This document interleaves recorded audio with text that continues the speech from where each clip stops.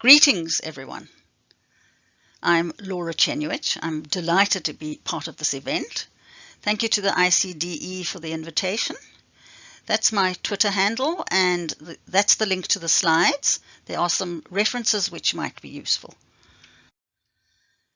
Dr. Nichols, in his opening, spoke about a flexibility spectrum. He spoke about dimensions and access, level of study, motivation, progression, scalability.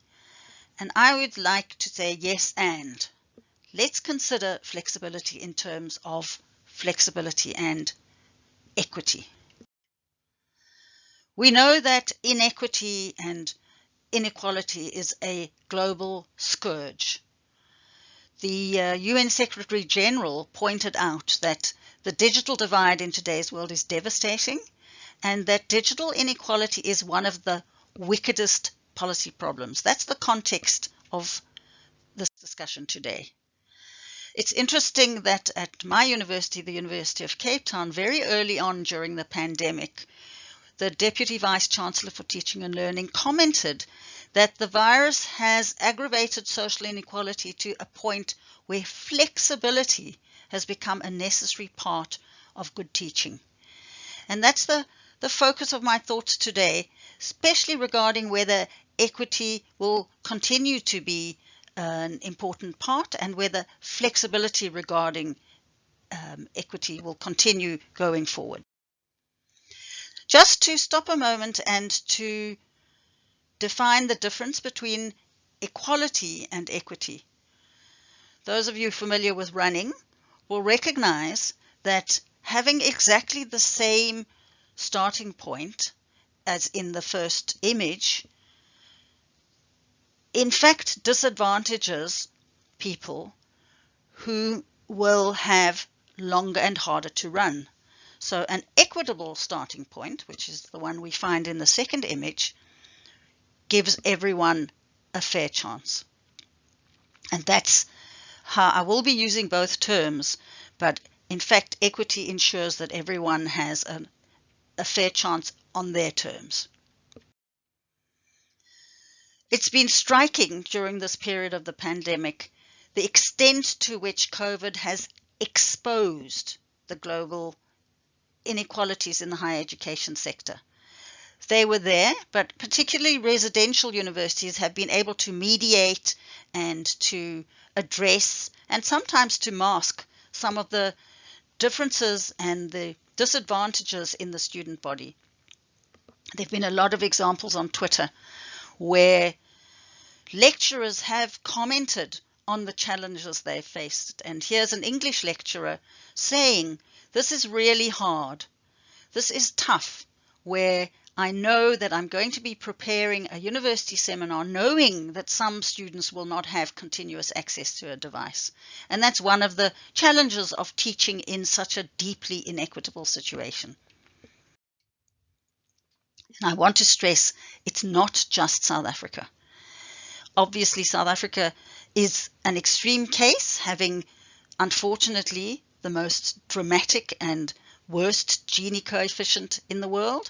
But the US, one of the richest countries in the world, has also been in a situation where the extremes of inequities have really been exposed during this period. There's one study which took 16 universities and reflected deeply on the ways that inequities have played out during the pandemic, ranging from stratification through the entire system to the student body to the academics themselves, because the assumption that academics are in an equivalent situation both in terms of access and in terms of literacies has proven to be deeply flawed. And we have come to a situation where we have now seen the inequities in the system, and we can't unsee them. And let's really hold on to that thought, because it's something that we want to take forward when that mythical time happens and the pandemic is over. In terms of flexibility, Valenciunas and Holden point out that there is no such thing as a model learner. We have this idea in our heads that an online learner is independent, self-paced, etc., etc. In fact, that's an ideal. That's the ideal learner, but it's not the learner whom we teach. And radical flexibility is grounded on the recognition that all learners are embedded in multiple communities and webs of obligation and shared responsibilities that figure deeply into any learning that an individual can do. This is a really important part of flexibility, is understanding learners as whole people in context. So to carry on quoting from their excellent work, radical flexibility accounts for present materialities. In other words, it's responsive to the circumstances people live in on a day-to-day basis. It acknowledges why people are doing the work they're doing, why are they learning. And in that sense, flexibility is a value or a freedom that shapes and influences infrastructure and practices. And so education is guided by adaptability, suitability, responsibility and responsiveness, and creativity. And all of these fall under the umbrella of justice, or as Hooks calls it, as the practice of freedom. That is a profound way of understanding flexibility in context as a form of justice.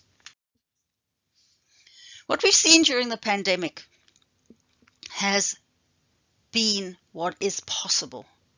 So one might argue that these practices and this situation preceded the pandemic, and indeed it has, but that sudden shift online, that dramatic move to emergency remote teaching, catalyzed action. And we've seen what is possible, and we've seen flexible access, and we've seen flexibility, agility, responsiveness, creativity, and agency. And let's have a quick review of what that has looked like. We've seen this throughout the system at macro, meso, and micro level. So we've seen the way that countries and regions have selected multimodal forms of access.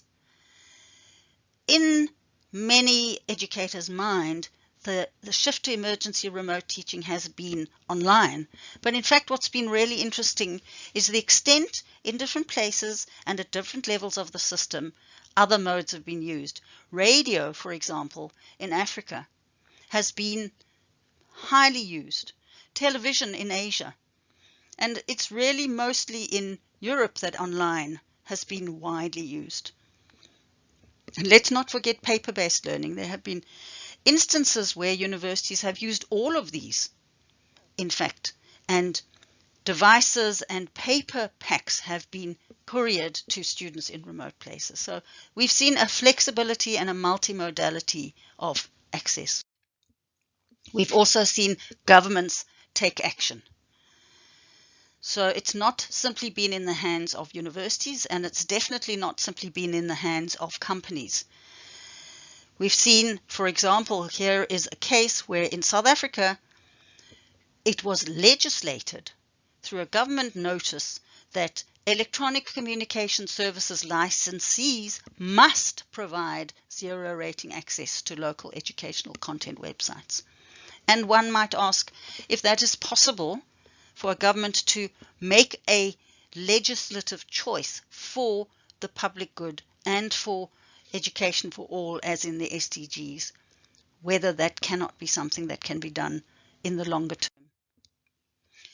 But throughout the system, universities also took action. So here is reporting from a study done with surveys from 70 countries. And what we see is that universities provided increased internet bandwidth, they provided laptop rentals, they provided free online devices, they provided data, we know this widely, and they also negotiated data free access to online learning. So there have been a range of strategies throughout higher education globally. And we cannot talk about flexibility of access without acknowledging the extraordinary resilience and creativity that students themselves have found to get access for themselves. And it ranges from this is an image on the left from a wonderful exhibition from Australia, capturing the student experience, where students provided spaces for one another to gain access to Wi-Fi, and where students who were in home circumstances in the top image, where the invasion of privacy and the exposure of their home circumstances meant that they either used virtual backgrounds or they covered visually their home environments.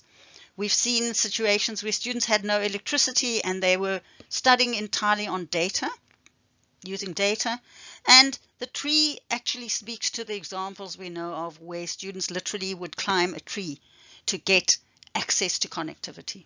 So there are so many stories that are emerging from this period of the kinds of creativity that students have had to show, and which in fact they shouldn't have to do. But when people talk about students in a kind of a deficit model, it's really important to remember the power of their commitment during this extraordinarily difficult time. And once again, just to mention that this is not only in developing countries or poor countries. This is something we've seen in rich countries. And once again, my example here is from the US, where school came on a flash drive, on Wi-Fi buses, with students going to fast food takeaways to access Wi-Fi and so on. This has been something we've seen everywhere. So in terms of flexible access, there have been a range of examples. The second main thing I want to talk about is flexibility of design. And here, at the beginning of the pandemic, it was really difficult to do anything other than get online really, really fast. But what we started seeing and very powerfully saw was the ways that academics and learning designers started and were able to design for diversity, design for a whole range of circumstances, and they were designing for equity. Very early on, this is a typical comment, we knew that the type of online learning would need to take into account the contexts of our students, and we advocated for low-tech remote teaching. And this is a case of not necessarily mobile first, although that was often the case because so many students were actually studying from their phones, but low tech first, equity first. And this has led to a plethora of resources designing for real circumstances, from good intentions to real outcomes. And it's been hugely encouraging to see that once that decision was made, it has been implemented, that there are examples and cases and a range of possibilities that have been enacted and that have shown the kinds of flexibilities that are possible for maximum inclusion. Here's simply one example, a list, an extraordinarily helpful list of low-tech teaching principles, do's and don'ts. Keep it simple. Keep it simple. Teach asynchronously. Asynchronous teaching is extraordinarily helpful for learning, for people who find it difficult to be fast, for language differences and challenges, for reflection. Less is more. Keep it simple. If there's one rule that we have seen as a form of enabling flexibility, it has been keep it simple. Being organized, giving clear instructions, giving feedback. One might say, are these not the principles of good teaching? And indeed, one hopes that they are, that one is not simply teaching to the elite. But what we've seen during this period is how these principles have been surfaced, legitimized, and used. And we've also seen that at the heart of this shift to online, and I would argue that online's not going away when the vaccine has rolled out, that online is not going to end with the end of the pandemic. Blended and online learning is part of the future of higher education. And at the center of this is learning design. The hottest job in higher education are instructional designers. And educational designers as a hope and an anchor. And what this signifies is the importance of design. Design for equity, design for flexibility. It's been hugely encouraging to see the growth and the use of universal design for learning. And universal design for learning is a framework which guides the design of learning experiences to proactively meet the needs of all learners. Very importantly, it assumes that the barriers to learning are in the environment, not in the student. Understanding that the student is not to blame, that the barriers to learning are not in the student, but in the design, in the environment, in the context, in the inequities and inequalities of society, economically, culturally, and politically. So what universal design emphasizes is, first of all, flexible curriculum, and then a variety of instructional practices, materials, and learning activities. And it does this through three ways, which I'm going to run through very briefly, because this really is something to engage with deeply through the links that have been provided. Through offering a range of strategies, so through multiple forms of engagement, flexible forms of engagement, students able to use their own cultural norms. Going back to Paulo Freire, going back to the basics, learning in context, applicability in a range of countries, maximum feedback, peer support, and a variety of activities. Representation. Here we're talking about epistemological access. Do students see themselves in their materials, in their resources, in their curriculum? Helping students make cognitive sense of what they're doing. Basic learning design around chunking, teaching vocabulary, being very careful around metaphors, carefully selected cultural metaphors, and the development of critical thinking. And then lastly, the last point I'd like to make is around action and expression, where flexible learning and universal design for learning includes multiple forms of checklists, real-world problems, responsiveness in tasks, and very importantly, one of the issues that has really been surfaced in this last period is multiple forms of assessment. So if one is considering flexibility for access, these are the kinds of considerations and concerns that have arisen during this last period. And I'd like to end on a hopeful note. The pandemic has surfaced so much inequality, has caused so much suffering. But one of the things that has come out of this period that we can take forward in higher education is flexibility for equity.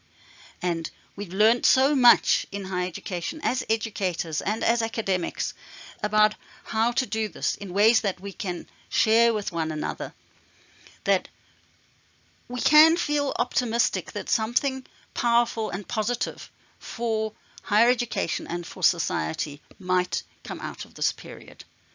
Thank you very much.